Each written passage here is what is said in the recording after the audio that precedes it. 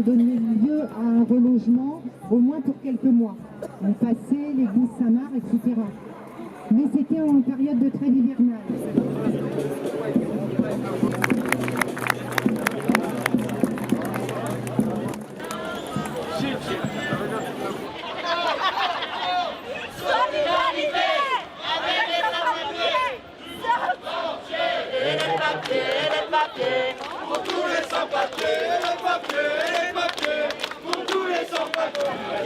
Moi, je suis née dans une famille ouvrière avec un père militant. J'étais dans un environnement quand même qui était très, très politisé. Mon père, qui était militant communiste, m'avait dit « S'engager, c'est pas n'importe quoi, on doit le faire sérieusement. T'as autre chose à faire, tu dois penser à tes études. Je ne veux pas que tu adhères à un mouvement politique. » Je l'ai fait en cachette. Avec les réfugiés du monde entier. Tout le monde ensemble, ça fait beaucoup de monde et puis il y a beaucoup de langues, c'est trop compliqué. Donc on a décidé de réunir les gens par groupe. J'ai grandi en Seine-Saint-Denis où il y avait un mélange incroyable. Moi, dans ma classe, il y avait 40 nationalités, on s'en fichait complètement, c'était des potes, des copines, et voilà, il y avait les Polonais, il y avait les Espingouins, il y avait Rital, c'était des copains, c'était des amis, moi je ne voyais pas la différence. Donc il y avait déjà ça au quotidien. Et ensuite, mon père a toujours été un militant anticolonialiste. Mon père a toujours rêvé de voyager partout. Donc, pendant la guerre, en fait, il a été obligé de partir aux États-Unis. Après, il est allé en Tunisie. Il voulait aller en Tunisie. Finalement, il a réussi à embarquer ma mère au Maroc. Ils ont vécu plusieurs années au Maroc. J'étais toujours attachée à la France par rapport à ses valeurs, n'est-ce pas ? Aux conquêtes sociales, etc. Mais le monde, il tournait autour, quoi. Donc, ça m'a toujours intéressée. C'est exactement ça qu'on veut vous dire là aujourd'hui. On a besoin que vous compreniez bien que ce lieu, c'est chez vous et que tout ce qui se passe ici, ça vous concerne. Aujourd'hui, on est dans un lieu qui porte le nom officiel des Jardins de la Poterie, qui est une ancienne maison de retraite qui a été désaffectée, qui est restée vide pendant 2 ans et qui a été réquisitionnée par des gens qui étaient à la rue en juin dernier, le 14 juin pour être précis. Donc ça a été pendant, de juin jusqu'au 23 décembre, un squat, c'est-à-dire une occupation illégale, sans droit ni titre, d'un lieu inoccupé. Des démarches ont été entamées auprès de la mairie de Rennes et auprès du propriétaire des lieux pour obtenir une convention, c'est-à-dire pour pouvoir rester dans ce lieu avec droit et titre. Voilà, pour faire simple, compte tenu du fait que c'était un lieu donc, qui était totalement vide, qui est destiné à la destruction pour faire des constructions immobilières et qui était en parfait état. Donc c'est un lieu dans lequel habitent 184 personnes, dont 50% d'enfants. Les personnes qui sont ici, pour dire vite, on dit qu'elles étaient à la rue.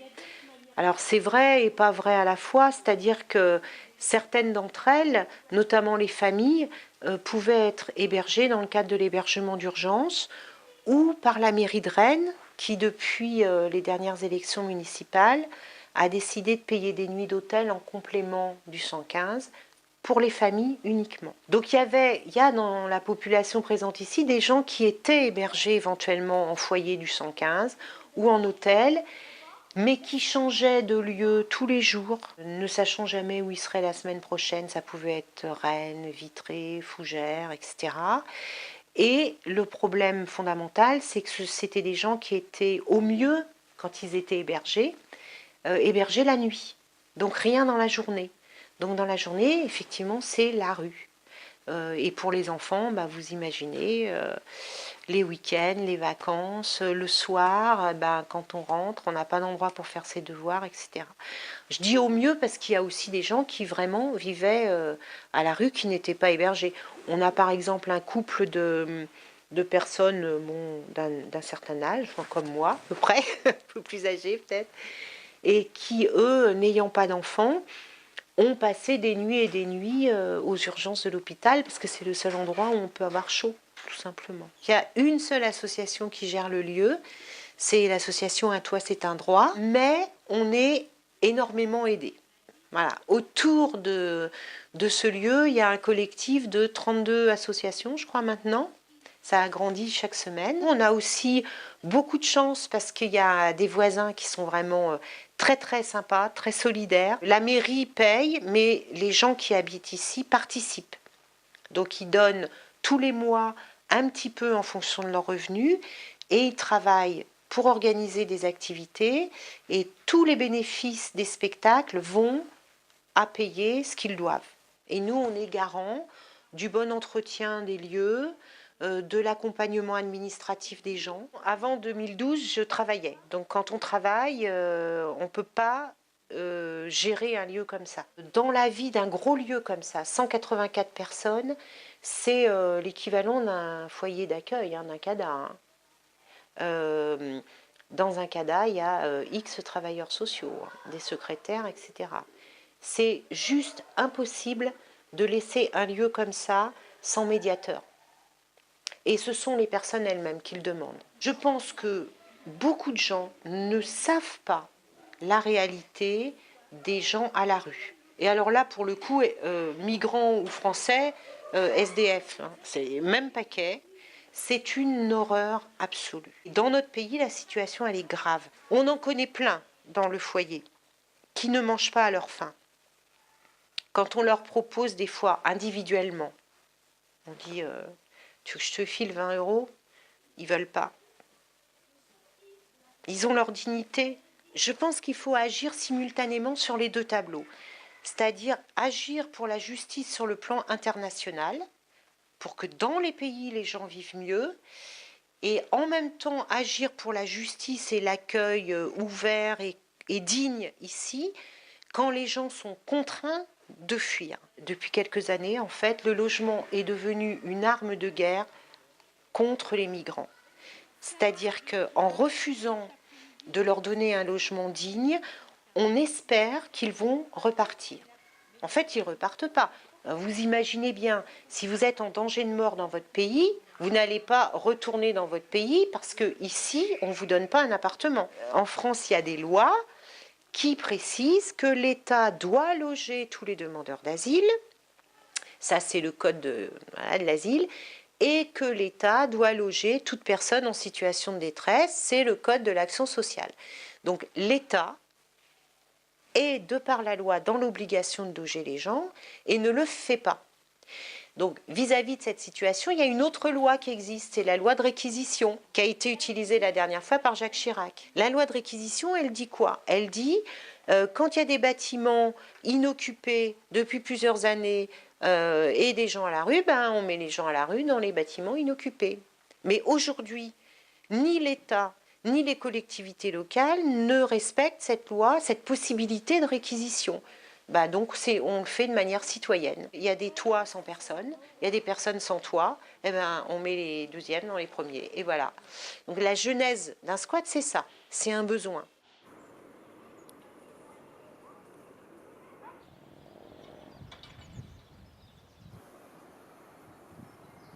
Après la guerre, nous, on ne trouvait pas de logement, non. Et on a trouvé cette petite maison-là. Donc on n'était pas riches puisque mon mari était ouvrier, moi qui étais maman des enfants, quoi. Nous, on a vu que c'était un peu la campagne et on venait de la campagne tous les deux, moi et mon mari. Et on a acheté cette petite maison-là. C'est pas nous qu'on l'a fait construire, hein. Elle a été faite en 1938 et nous, on l'a achetée en 1955. On était tout un village. J'avais une voisine devant, une voisine à côté, là.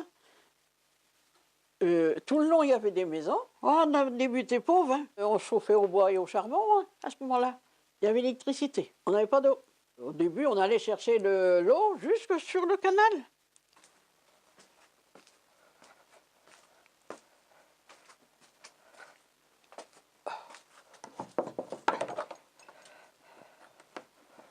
Pendant la guerre, on lavait notre linge, nous on mettait de l'orge et des pommes de terre à cuire. On grillait de l'orge pour faire du café.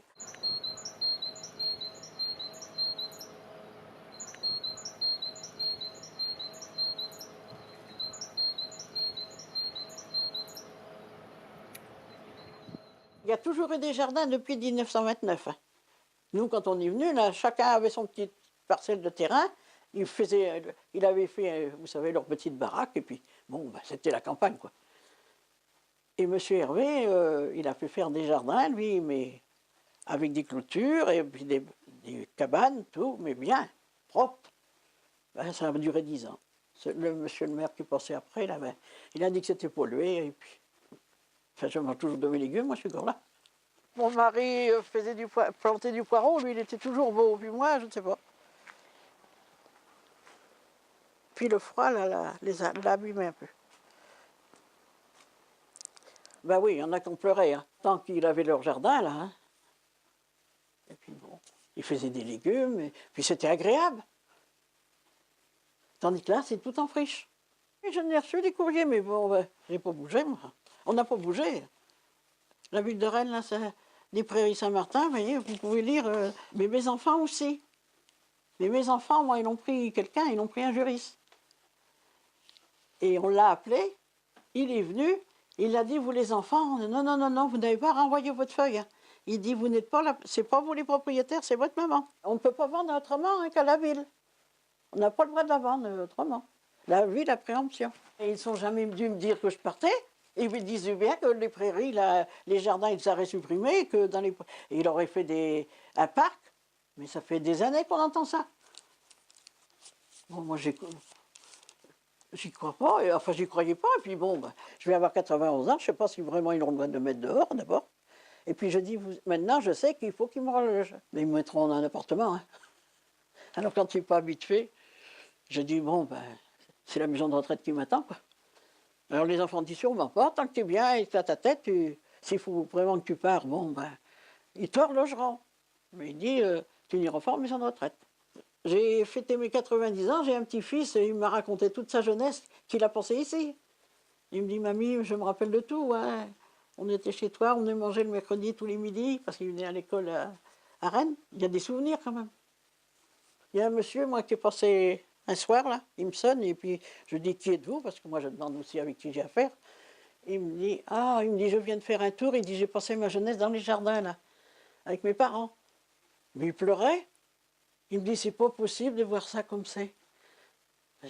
Il dit, c'est ça la ville de Rennes? Ben, je dis oui. Il me dit, vous restez là, vous? Ben, je dis, tant qu'ils me disent pas de partir, moi je pars pas. Puis on défendra, quoi. J'ai passé toute ma 60 ans de ma vie ici, moi.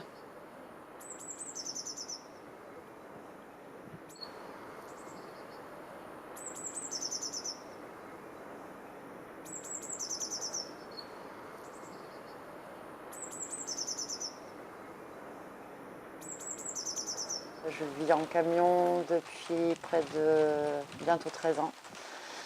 Et je suis posée sur Rennes, au Prairies Saint-Martin, depuis 4 ans. Je connaissais ce lieu parce que quand je suis arrivée, j'étais à la Bélangeraie. Mon camion est en réparation. Et puis, comme il y avait plein de graphes et tout, bah, je me suis aventurée. Et j'ai vu qu'il y avait plein de camions à l'époque qui étaient stationnés dans le chemin. Et un an après, au retour d'une saison, je suis venue me garer ici et j'étais juste en face dans le champ pour ne pas déranger sur le chemin. Et j'avais pas encore rencontré, enfin si, j'avais rencontré Léry qui est sur le terrain ici. Et en fait,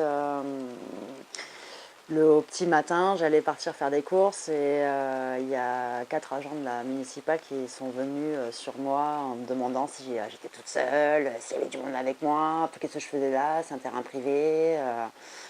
Et ils m'ont demandé ma pièce d'identité. Et en fait, Léry a vu ce manège et quand je suis revenue, il m'a proposé de me garer sur le chemin. Et le soir, en fait, ils m'ont invité à boire l'apéritif avec sa sœur qui, elle, partait dans le sud. Et m'a proposé de mettre mon camion ici en sécurité. Puis ça m'a fait du bien parce que 12 ans sur la route, ça fait du bien de se poser un peu. En octobre 2015, on a eu les premiers abattages des arbres dans l'espace des anciens jardins. Au début, je faisais mon train-train habituel, je partais l'été, je travaillais pendant 6 mois et je revenais l'hiver ici. Suite à la perte de ma chienne, je suis restée ici à l'année en fait et c'est là où j'ai commencé à m'occuper des jeunes de la rue, à commencer à faire les réunions pour le collectif. Il y avait les personnes âgées qui sont propriétaires depuis X années, et des gens de passage qui se posaient 1 mois ou 3 mois ou à l'année. Fin 2012, début 2013, les jardins se sont fait expulser. Le vent a tourné en octobre 2015. Suite aux arrachages des arbres, c'est là où on a commencé à nous pointer, en nous dénigrant, nous traitant de militants de l'extrême gauche, alors que nous on était juste des riverains pour protéger le lieu, quoi. Si ça bouge comme ça aux Prairies Saint-Martin, c'est qu'ils ont des projets immobiliers aux alentours et qu'ils veulent aseptiser, ils veulent que ce soit un Central Park, quoi. Ils veulent faire des bassins d'extension dans les jardins, anciennement les jardins, parce qu'ils veulent faire des trucs, des centres d'observation. C'est un prétexte parce qu'en fait, ils sont en train de construire dans la zone qui est inondable là-bas. Donc du coup, il faut qu'il y ait un bassin tampon, quoi, en fait. Parce que tout ce qu'ils sont en train de faire, c'est que ça sera inondable dans 10 ans, chose qui a toujours été le cas. Et les jardins ouvriers vivaient très bien avec les zones, la zone humide, quoi. Moi, je suis dans la restauration depuis 16 ans. Et j'adore le relationnel, j'adore les gens. Moi, quand je travaille, il faut que les gens ils rigolent, il faut que ça déconne. Voilà. Et c'est ce que je trouvais, en fait, quand j'ai commencé la restauration. Et au fil des années, ça se perdait.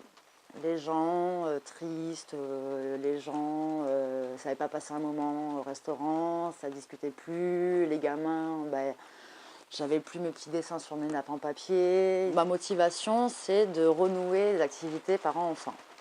Voilà, c'était un des premiers trucs. Et en voyant un terrain en face pas entretenu, en friche depuis des mois et des mois et des mois, je me suis dit pourquoi pas faire un petit lancement, un premier atelier. Donc grâce à une amie, parce que nous on était en collectif, nous voilà partis le week-end du 11-12 juin à lancer la première activité aux Prairies. Et c'était génial parce qu'il y avait plein de gamins. Et en fait, au bout d'une heure, tous les gamins de quartier jouaient tous les chiens et tout, c'était trop bien, ça se déguisait. Et donc du coup, il y avait déjà une ouverture d'esprit qui s'était déjà faite.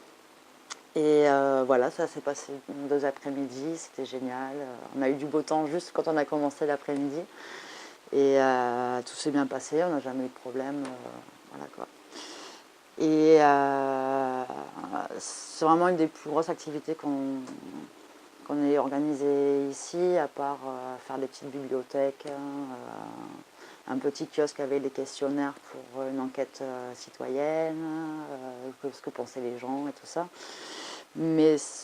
Et en fait, là, après l'activité là, du 11-12, le 16 juin, c'est là où il y a eu une intervention par le biais de la ville de Rennes pour venir nous détruire les cabanes. Depuis, ça m'a un peu...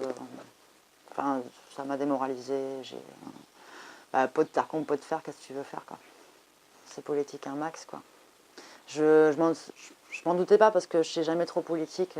J'ai 35 ans, j'ai jamais voté, j'ai jamais été assistée par quoi que ce soit. Et c'est vrai que il n'y a que depuis que je suis ici que je m'intéresse un peu à ce mouvement politique qui nous entoure, quoi. Et donc du coup, je tombe de haut aussi. Je suis hyper déçue, je suis en colère de savoir comment on peut nous traiter, alors que pour une ville qui se dit écolo, on est 2 fois plus écolo qu'au centre-ville, quoi. Enfin, on nous a critiqué parce qu'on avait les toilettes sèches. On n'a pas d'eau courante, on gère l'eau. Et juste parce qu'on vit en camion, pour eux, on est des gros crades, mais non, on est vachement plus écolo que le centre-ville, quoi. Enfin, on est des extraterrestres par rapport à l'évolution de Rennes Métropole, quoi. Parce il y a encore des gens qui sont bons. Là, on est sur un terrain à titre de gratuité, on a un bail. On ne fait pas amener d'argent à la ville, quoi, en fait. Donc, ça craint. Donc oui, on nous critiquera parce qu'on est en camion, on est des crocrades, voilà, quoi. Puis ça ira pas avec le décor des nouvelles résidences en face, quoi. Ça craint. Ça craint. J'ai jamais aussi mieux vécu depuis que je suis en camion que quand je suis en appartement. Tu as la liberté de bouger un peu partout, déjà. Tu as la liberté de trouver du boulot partout. Et ben quand tu passes de loyer, assurance habitation, assurance voiture, le gasoil,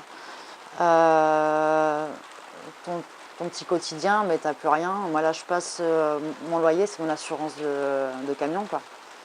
Et après ben, quand tu es en saison, soit tu trouves des lieux dans un camping, donc c'est un truc saisonnier, donc tu payes moins cher les emplacements. Et puis c'était cette liberté quoi de... Toi, j'ai pas envie de dormir là, je fais 30 km, je suis au bord de l'eau quoi.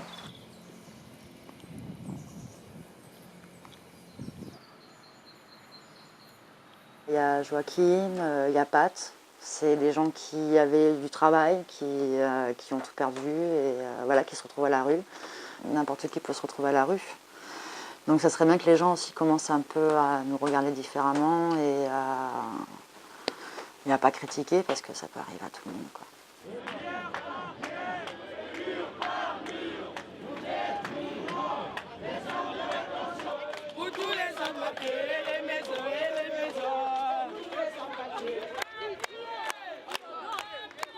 Franchement, quand il y a un projet immobilier, entre le moment où le lieu ne sert plus et le moment où le projet est mis en œuvre, il faut signer des conventions, il faut mettre les gens à l'abri. On ne peut pas quand même à notre époque accepter qu'il y ait des enfants qui dorment dehors, quoi. C'est pas possible. Si on accepte ça pour des enfants de migrants, on accepte ça pour nos propres enfants. Si on accepte que des valeurs fondamentales soient piétinées pour d'autres, ça va nous tomber sur le coin du nez à nous aussi. Pour tous les sans-papiers.